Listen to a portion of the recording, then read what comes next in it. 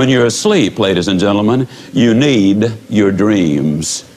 I'm here to tell you that when you're wide awake, you also need your dreams. You must have your goals. You'll never make it as a wandering generality. You must become a meaningful specific. If you're going to work tomorrow because that's what you did yesterday, you're not going to be as good tomorrow as you were yesterday, because now you're 2 days older and no closer to the goal which you do not have. You can't make it as a wandering generality.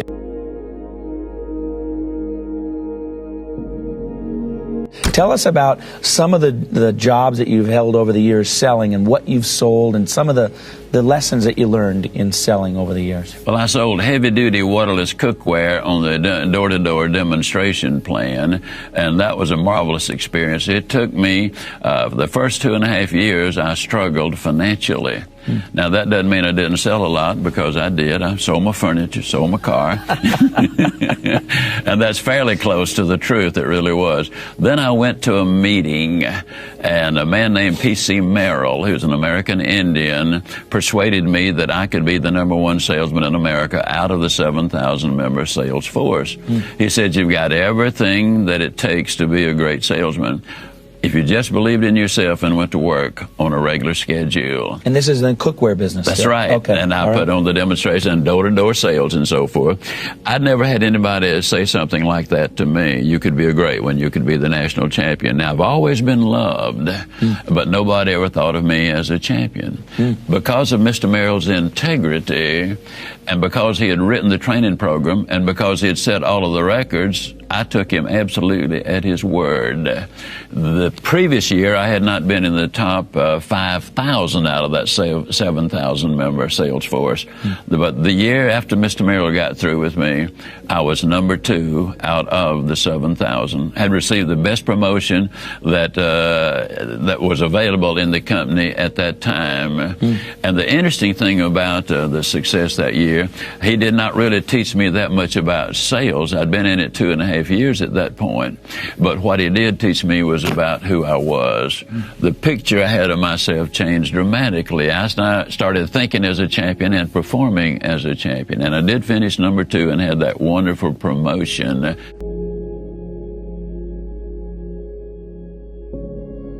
A commitment plays heavily in everything. If you've made a commitment, when you hit the rough spots, not if, when you hit the rough spots, your immediate thought is, how can I solve the problem? If you've not made the commitment when you hit the rough spot, whether it's in marriage or education or career or whatever, your first thought is, man, how can I get out of this deal? And so that commitment plays a huge role, and is, you know, some people are about as committed as a kamikaze pilot on his 39th mission. I mean, they don't really take it that seriously.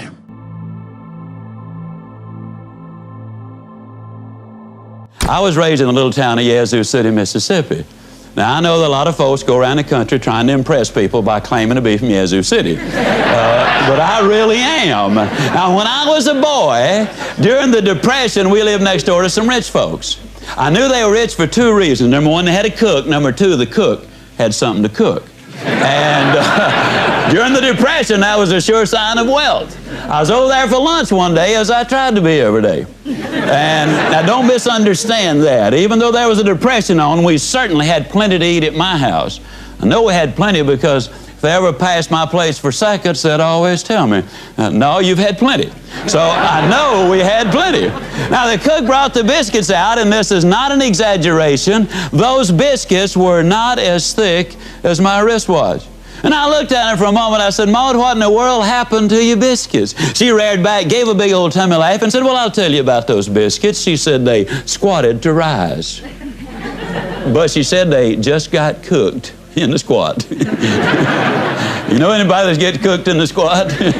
You know anybody who's going to do something just as soon as, or they're half a mind to do such and such a thing? You ever have anybody say, well, you know, wait till the kids get out of school and then I'll really get involved in this project. We got so many things going on right now. Wait till they're out of school. Wait till summertime comes and then I'll really get busy. The kids get out of school, you know what they say then? Well, you know, I didn't realize it, but I got to take the kids somewhere every day. I had more time when they were in school. Wait till they get back in school and then I'll really get busy. Kids get back in school, you know what they say then? Well, you know, for the first time in 19 years, dear old Central High has finally got a winning football team, and you got to support the kids there. Wait after the football season is over, then I'll really get busy. Football season, then you know what they say then? Well, here it is, Thanksgiving and Christmas and New Year's, and people don't want to be bothered with this sort of thing this time of year. Wait after the first of the year, man, then I'll really get busy. After the first of the year, you know what they say? Well, it's the weather. Did you ever see weather like this in Chicago or San Francisco or Dallas or wherever? Wait till the weather settles down, and then I'll really get busy. Oh, I know what you're thinking. You're thinking I've lost interest in it, but that's not the way I do things. Let me tell you the way I do things now. Here's the way I am. See, this is just the way I do it.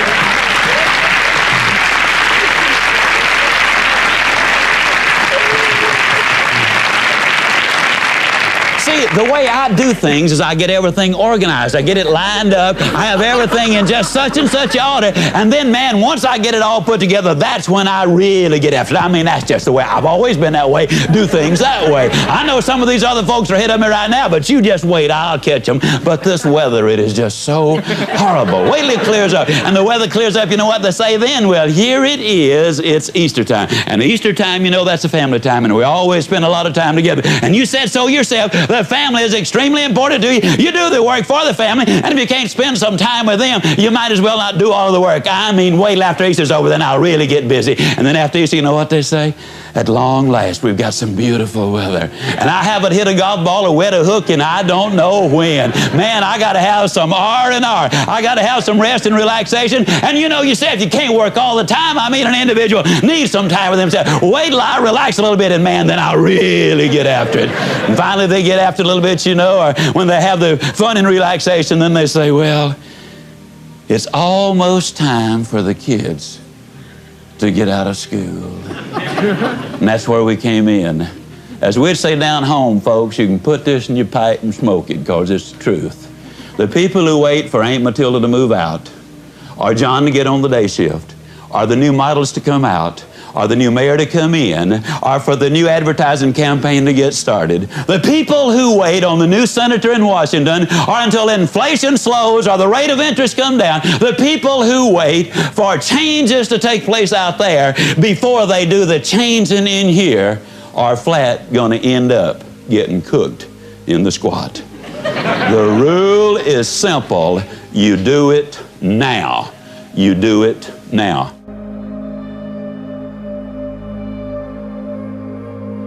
How many of you feel like I've made this talk before? Can I see your hand, please? Several hundred times. I made it yesterday. You know what I did between yesterday and today? I spent over 6 hours getting ready for today. You see, I think it would be arrogant if I thought I could stand up and spit it out just because I did it yesterday or hundreds of times. That's arrogance. That's when Buster Douglas knocks out Mike Tyson. That's when an expansion team in Houston beats an established NFL team in Dallas. I dare not. Look at the people here, several thousand. I'm taking over an hour. That's several thousand hours of time. Where would my integrity be if I came here unprepared to make something, a presentation that could make a difference in your life? There is no way. You got to prepare for it, ladies and gentlemen.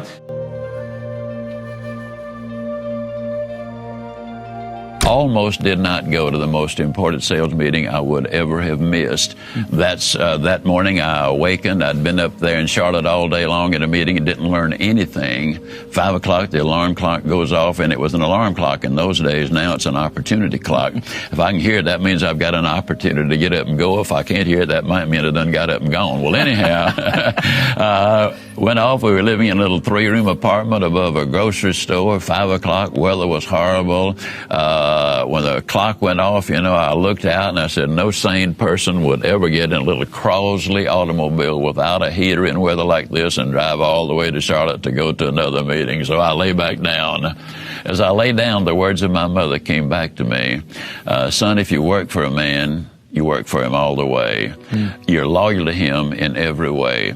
And if your word is no good, you're no good. I had promised this company, which had taken me 2 months to get the job, that if they would give me the opportunity, I'd be at every sales meeting, I'd be at every training session. And in 2.5 years, despite my lack of success, I'd been at every sales meeting, at every training session, and I'd never even been late. The words of my mother came back. I rolled out of bed, went to the meeting. That's the one that changed my life. How did it change your life? It changed my life because that's the day that Mr. Merrill persuaded me that I could be the champion. Okay. Comes full circle then. Oh, man, it sure did. And so it made all the difference in the world. Yeah.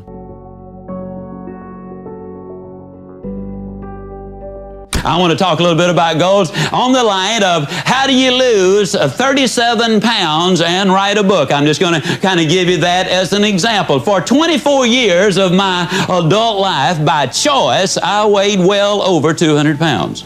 I say by choice because, you see, I have never accidentally eaten anything. I mean, it's always been deliberate. And when I choose to eat too much today, I have chosen to weigh too much tomorrow. You can choose to set goals and realize your potential, or you can choose not to set them. Now, if you choose not to set them, you got to understand that the consequences are not going to be good down the road. For 24 years, I was going to lose that weight. As a matter of fact, in 24 years, I lost several thousand pounds of weight. How many of you already know exactly what I'm talking about?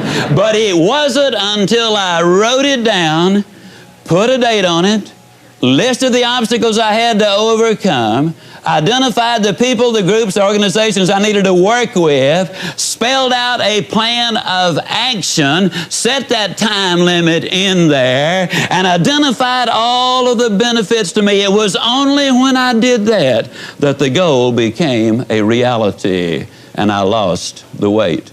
For 10 or 15 years, I was going to write a book. You know anybody who's going to do just a whole lot of things, folks? I was going to write a book. But it wasn't until I got busy writing the book and writing the plans first before the book ever materialized. Now, if it sounds like I'm trying to sell you on having goals, how many of you are getting close already? How many of you are becoming convinced right quick like that you need to have those goals? There's no question about it. The immortal J.C. Penney many, many years ago said, give me a stock clerk with a goal, and I'll give you a man who will make history. But give me a man without a goal, and I'll give you a stock clerk. Now, the interesting thing is goals do not care who has them. Let me give you a classic example of the way they work. In 1950, a war-torn, devastated Japan, a nation which had lost an incredibly high percentage of its young men.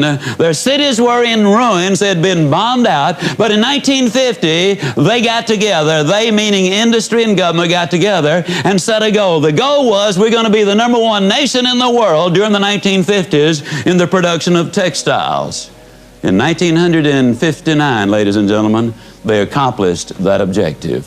In 1960, they set another goal. We're going to be the #1 nation in the world in the production of steel. Now, when you understand there's no iron ore in Japan of any significance, there's no coal of any significance there, we're going to be the #1 nation in the world in the production of steel, it seemed like an absurd goal, and yet they reached their objectives. They had taken all of the steps. In 1970, the Japanese set another goal. They said during the 70s, we'll be the #1 nation in the world in the production of automobiles. They missed it, folks. 1 year. It took them until 1980. In 1980, they set another goal. And this time their goal was, we're going to be the #1 nation in the world in the production of computers and electronics. Yes, indeed, ladies and gentlemen, you absolutely must have those goals.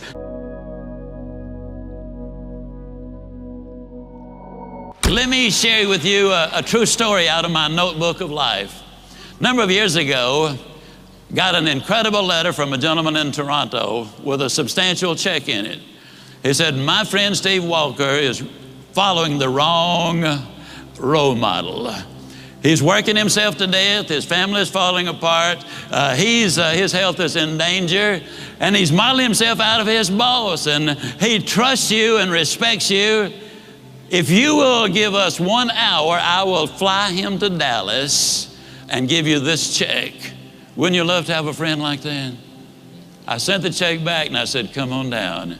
Steve and I had quite a little talk.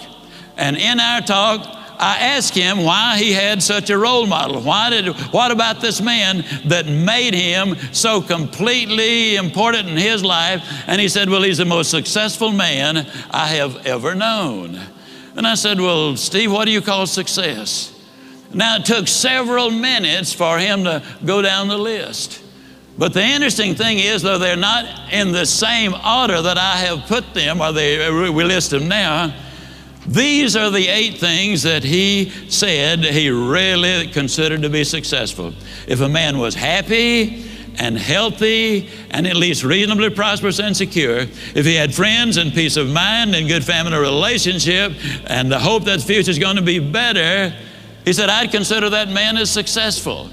Now I'm going to really encourage you to take some notes right here. And all I want you to do, and you'll be the only one that'll see it, somewhere right as I go down the list, write whether you get a plus on that one or a minus on that one.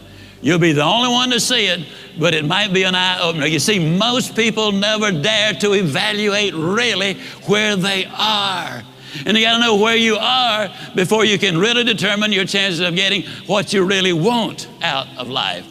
And so I said to Steve, I said, I understand that your boss is very important to you. You consider him to be successful.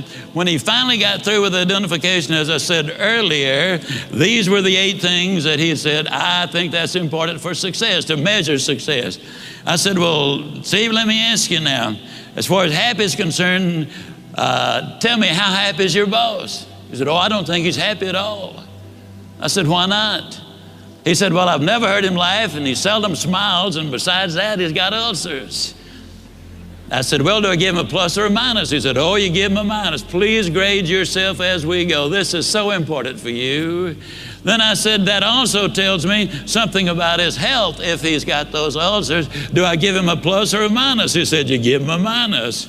I said, that also says something, Steve, about his peace of mind, because you don't get ulcers because of what you eat, but what's eating you. I said, do we give him a plus or a minus? He said, we give him a minus.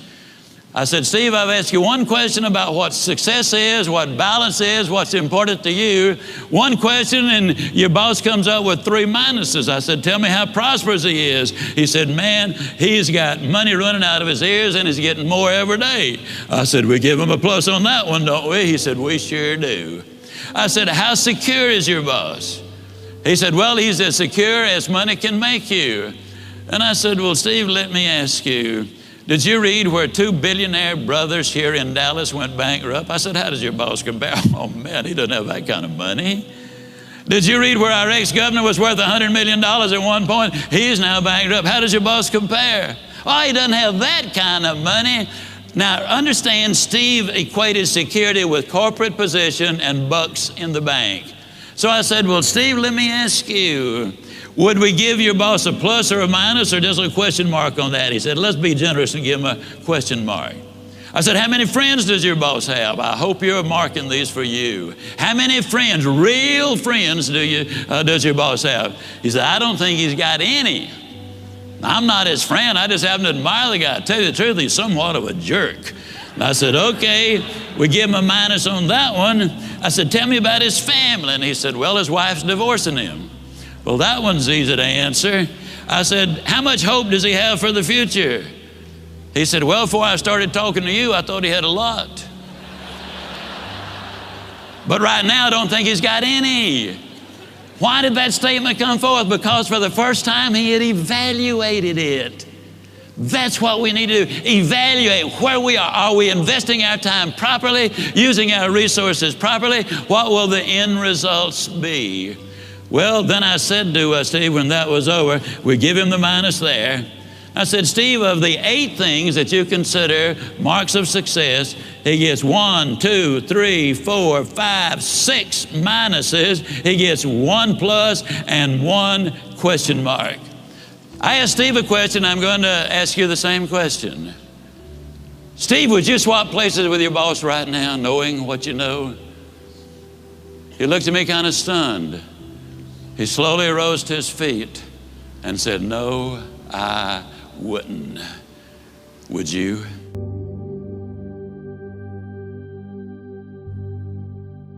I never will forget this particular thing.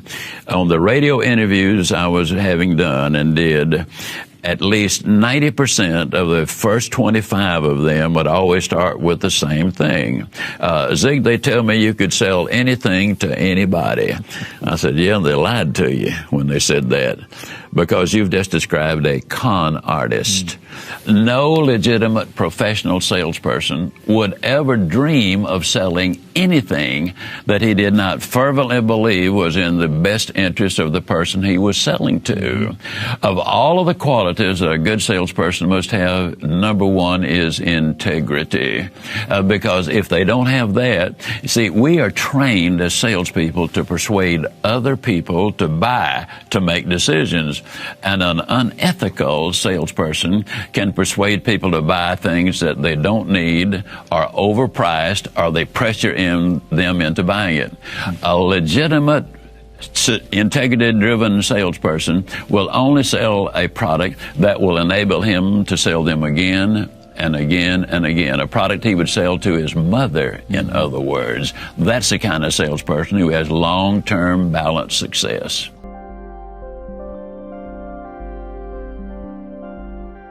See, unfortunately, a lot of people stand in front of the stove of life and they say, now, stove, you give me some heat, then I'll put some wood in you.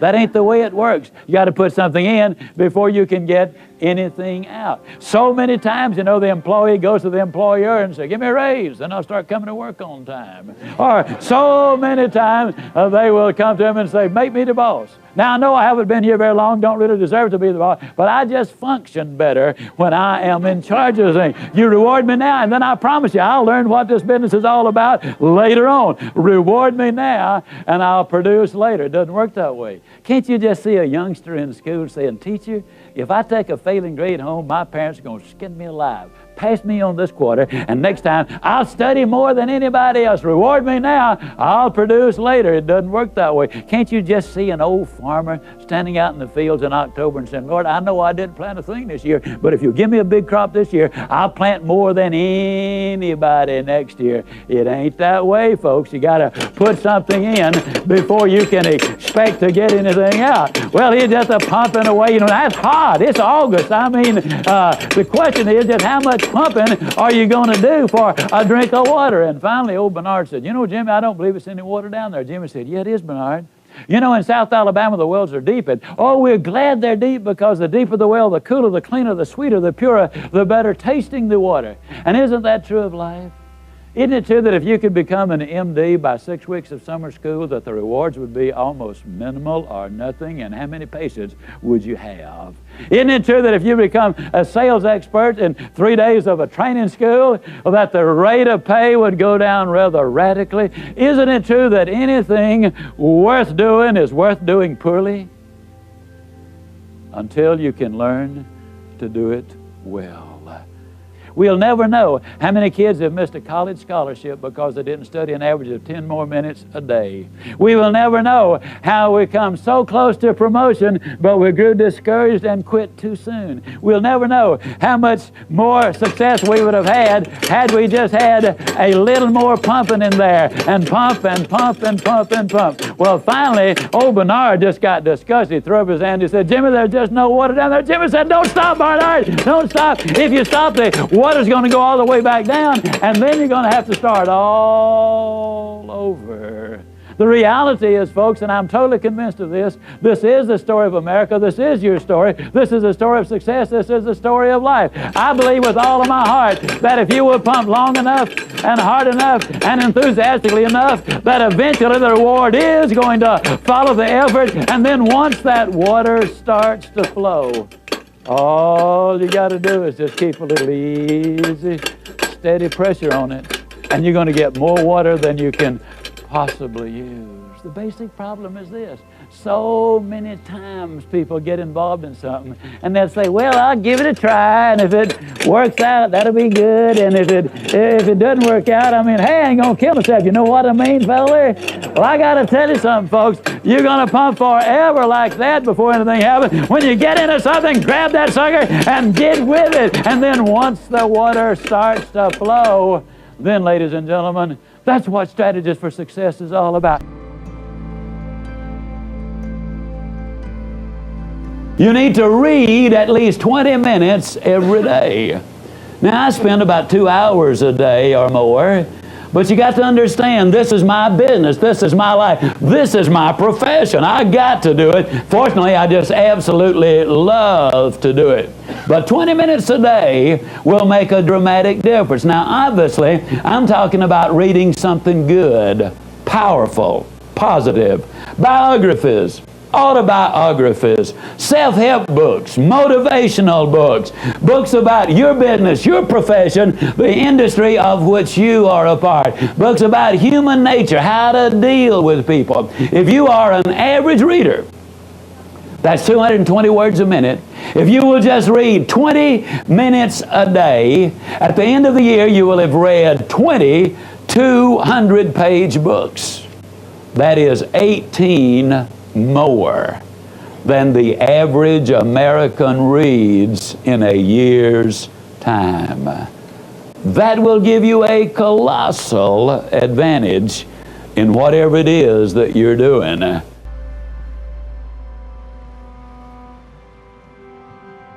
I listened to the people who were successful in selling that product. I would learn new things from different ones, new approaches, and you must be a constant student. A lot of people are afraid to try anything new because they are afraid that they will be embarrassed until they get good at it. Well, one of my favorite sayings is, the most important thing you can do is to understand that anything worth doing is worth doing poorly. What do you mean by that? Until you can learn to do it well. My first few sales calls were pathetic, but I knew it was worth doing, so I kept after it, My first few speeches were a disaster, but I believed that I could develop into that, so I kept at it until I could do it effectively, and all skills are exactly the same way. No running back that sets the records ever set a record the first time he picked up a football, and you can go right down the line with that. So if it's worth doing and you believe in it, go ahead and fail. And the more times you fail, the closer you get into success, because you should be learning on every simple thing that you do.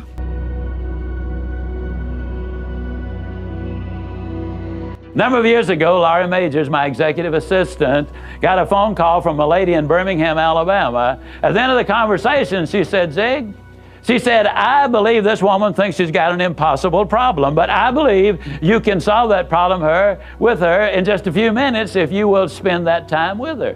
I said, well, Laurie, tell her to meet me backstage. I'll get there about 10 minutes early. My schedule was such that was about all I had. Well, I got there, and I was on backstage behind the curtain on one side. She spotted me from the other side, and as she walked across the stage, I have never seen as much anger in a human being in my life as I saw in her. She almost started crying when she saw me. She said, oh, I'm just so glad to see you. I got this horrible job. I hate it. I hate everything about it. I hate everybody down there. I mean, you're talking about negative nails. She was it. She said, can you help me? Now, understand, I've only got about 10 minutes. So I looked at her, and one thing I have learned, I don't do counseling, but I talk with a lot of people who do, in psychology, psychiatry, and the ministry. And they tell me that everybody who comes to you with a problem are not necessarily looking for a solution. I couldn't understand that for a long time. Why do they bring you a problem if they don't want to solve it? Well, I can tell you why. They want to tell you about it, you about it, you about it, you about it, and you about it. And if you foul up the deal and solve the problem, they can't tell you again, you again. They want the attention that goes with the problem, and every company just about it has that kind of an individual. They want the attention that goes with griping and complaining. Well, I looked at the lady, and it wasn't unkindly, but firmly I said to her, yes, and you know, ma'am, I'm afraid your problem is about to get worse. She said, what do you mean? I said, I believe they're going to fire you. She was stunned. I couldn't have stunned her more if I'd hit her in the face with a bucket of ice water. She said, fire me? Why on earth would they fire me? The inflection in her voice clearly said, they're the bad guys, I'm the good guy. Why don't they fire them and keep me? Have you ever noticed that people who are the problem never recognize that they are? They're in complete denial. They think denial is just a river in Egypt. Why would they fire me? I said, ma'am, I don't believe there's a company in America big enough to contain this much poison in one small spot. Have you ever noticed that when somebody is about to lose something they've been complaining about, whether it's a car, a home, a mate, a job, or whatever, when all of a sudden it appears they're going to lose them, it takes on brand new value. She looked at me and said, well, what can I do? I said, do you really want to know? She said, yes, I do. That's the reason I came to see you. I came looking for help, but you sure haven't been any help so far. I said, well, ma'am, I've got an idea, and I will absolutely guarantee you it positively, definitely, absolutely will work if you will just do it. She said, I'll try anything within reason. I said, okay, when you get home tonight, all of your household tasks are complete. It's bedtime. Get off in a room right by yourself. Get a sheet of paper out, and at the top of it write, I like my job because. She interrupted me. She said, that'll be easy. I don't like nothing about that job. Don't like nothing about those people down there. And I said, well, just as a matter of curiosity, do you work there for benevolent reasons, or do they pay you for working there? She said, well, I got to confess, they pay me. And I said, and you don't like to be paid? Oh, she said, yes, I do. I said, okay, tell you what you do. Open your notebook right now. We'll start our list of the things you like about your job. They pay you for working there, and you do like it, don't you? She said, absolutely. But she just stood there. I said, no, open your notebook now, and we'll get busy on the list. She just stood there. I said, ma'am, let me tell you what my experience in life has been. I've discovered that in 100% of the cases, no exceptions, people who won't take step number one never take step number two. You see, she had come to me with an impossible dream. Her dream was that nice Mr. Ziglar was going to solve all of her problems, and she would live happily ever after. But folks, I got news for you. I can't solve her problems. I can't solve your problems. But I will give you some steps that I'll absolutely, definitely, and positively will work for you, as it worked eventually for her. I said, well, ma'am, let me tell you something. Unless you're willing to take step number one right now, it's been nice talking with you. She angrily opened her notebook. Before we got through, there were 22 things she liked about her job. Not only did they pay her for working there, they paid her above average. She had 3 weeks vacation with pay. She had a retirement program. She was in on profit sharing. She had health insurance, life insurance, and accident insurance. She lived less than 10 minutes from home. She was in on management decisions. The company sent her to 3 seminars a year to be paid for. She had her own private office and parking place. 22 things that she liked about her job. Now I said, ma'am, when you get home tonight, everything is finished. Get off in a room right by yourself.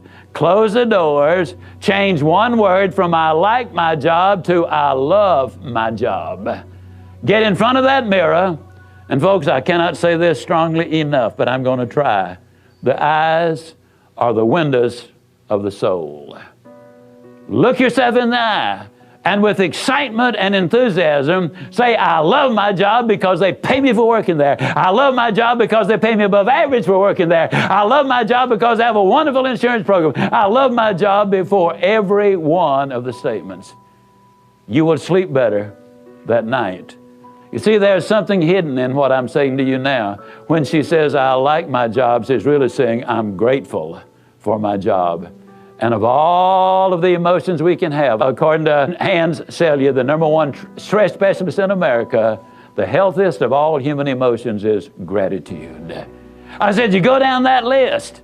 I like my job. I love my job, rather. That is a way of gratitude. You'll sleep better the first night. Tomorrow morning, when you get up, get back in front of the mirror just before you go to work. Get back in front of the mirror and repeat the process again with excitement and enthusiasm. I love my job because, and take the list with you. Because the reality is, you see, you will have started to change from a fault finder to a good finder. Some people do really find fault like there's a reward for it. They really do. Take the list with you, and you will be able to add to that list, absolutely guaranteed. Do this every morning and every night, and you will have an astonishing recovery from this advanced case of stinking thinking. Now, I didn't say that to her, but I'm saying it to you. That's what it was. It was an advanced case of stinking thinking. Well, 6 weeks later, I was back in Birmingham, Alabama. I was doing a follow-up sales seminar. Now, the lady was not in sales, but she had been listening to my tapes. She had been listening to Automobile University, and she had discovered that everybody sells. Everybody who will ever hear this is in selling. Whether you're a school teacher, a civil service worker, a military personnel, an executive secretary, it doesn't make any difference what you do, you sell every day of your life.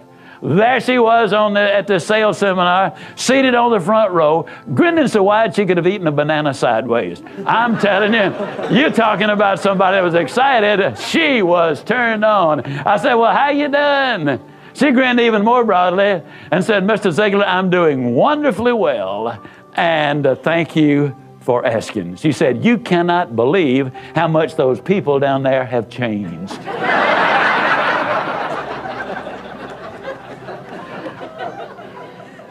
I got a lid on the line, folks. You're not going to change anybody else till you change you. Everything really does begin with you. Now, you see, the unfortunate thing, this lady had been raised in a very negative environment. First, her parents had told her that she'd never amount to anything. They had said, you know, you're always late, you're always sloppy, why can't you be like your brother or your sister or whatever? When she got married, her husband had continued it, and so her self-talk had become completely negative. Everything that she said about herself was negative. Like Dad said, I'll never amount to anything. Or like my husband says, I can't do anything right. But when she started changing the input, then some radical changes took place.